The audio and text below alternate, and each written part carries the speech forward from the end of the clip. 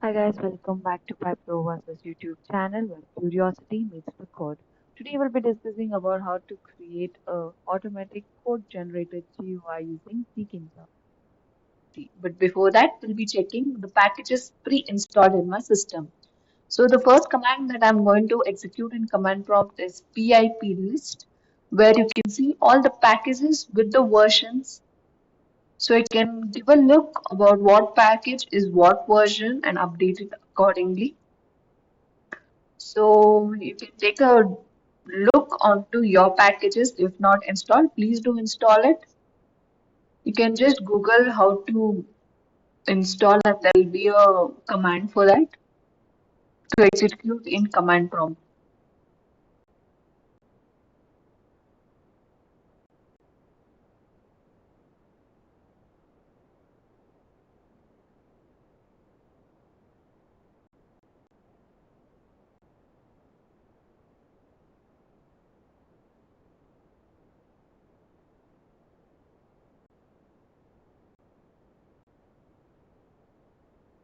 Another command to check for all these is pip freeze, which gives a similar output where packages with the version will be mentioned. So let's get started with the coding part. So as usual, we are going to start with importing the necessary libraries, which includes tkinter as tk, which is usually a Python standard GUI package. And from Tkinter, we have import ttk, which provides theme widgets for Tkinter. And we have having from PIL image and image tk. These modules are used for image processing in Tkinter. Moving on, we have first function as generate code snippet. And if you go down, we have another function called as generate code, under which we have another called create gradient image, and then we have the GUI part down. So let's go on and see what each function does.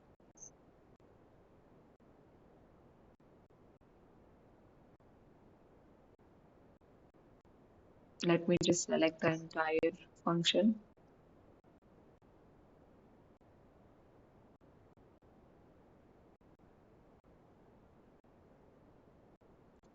So firstly, we are having def generate code snippet and language as a variable to pass through. This line defines a function named generate code snippet that takes a language parameter. This function generates a code snippet based on the provided language. And we have code snippet is equal to, this line initializes a dictionary named code snippets that would hold code snippets for various programming languages. So for example, we have given Python and we have given the code for Python, and if name is equal to every, like the entire programming language, the code of the snippet part is given here for Python. And if you go down, we have for various languages, which includes CSS. You can see we have write your CSS code here, and we have SQL, write your SQL code here with like the formula, and we have Ruby, write your Ruby code here, and we have Swift also, and we have PHP, how PHP starts the program, and we have C hash. C hash is C++. We start the program by using system class program static void main, and what are the like snippet part. And we have R language also. So how do you start the R language? And we have Go language, which is package main, import fmt function main, and all the snippet part is given here. We also have Perl language, and Kotlin language is also there, and we have Scale language and TypeScript and Lua. Haskell language is also there. MATLAB is also there. Dart is there. And if you go down, we have assembly. Rust also is there. And Objective-C is also there. For Objective-C, you can say import the foundation.h. And if you go down, we have int main, int argc, constructed char into argv, and we have write your Objective C code here to, and then return 0 is an obvious part of the Objective C. And then we have another language called as Julia, Then we have VBNet, and so many languages are included. You can add, and we have the return code snippet dot get language not supported. If any other language is there, the message of language not supported is given. So let's move on to the next function. Function is to generate the code. So here you can see without any parameters, this function generates on the selected language. Now this is for selecting the language. We have language is equal to language combo dot get, and we have the from the drop down menu and assign the variable language, and we have code snippet. This line calls the generate code snippet function with the selected language and assigns the return code snippet to the variable code snippet, and we have code tk.m. This line clears any existing text from the row of 1.0 to the end of tk.n. We have then the code text insert tk.n code snippet. This line inserts the code at the end of the text, and we'll move on to the next function. So the next function is to create the gradient image with the parameters width, height, start color, and end color. This line defines a function name create gradient image with parameter width, height, start color, and end color. This function generates a gradient image which with the specified dimension and colors. And we have gradient is equal to image dot new RGB width, height, and start color. This line creates a new RGB image dot new with the specified width, height, start color, and image.new function from the PIL, which is Python Image Library module. And we have a for loop. So for y in the range height, this line starts a loop for iterating over each pixel row in the image from 0 to the height minus 1. And we have given r is equal to in start color 0. The formulas of RGB are been given. These lines calculate the interplotted color values of RGB of each pixel low and the gradient based on the start and the end colors positioning y with the height image, and we have gradient dot paste RGB 0 comma y width comma y plus 1. This line pastes a horizontal line of color RGB onto the gradient image of the current row y, and we have return image tk dot photo image gradient. This line returns a photo image object created by the gradient image photo image in the class from the image tk module, which is used for displaying in the Tkinter part. So moving on to the GUI part, we have the entire GUI part listed down here. So you can see we have started with root is equal to tk.tk. This line creates the main window of the application using tk.tk. It initializes an instance of tkinter class which represents the main window.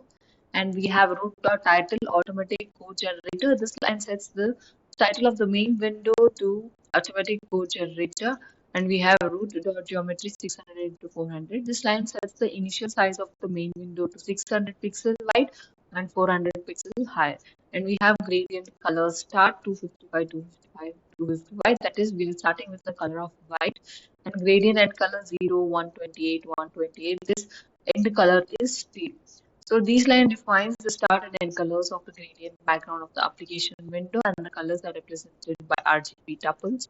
And we have gradient image is equal to create gradient image 600, 400 gradient starting and ending color. This line calls the create gradient image function to generate a gradient image with specified dimension and colors, and assigns the result to the variable gradient image. And we have background label is equal to tk.label root comma image is equal to gradient image. This line creates a label widget named background label with the gradient image as its background.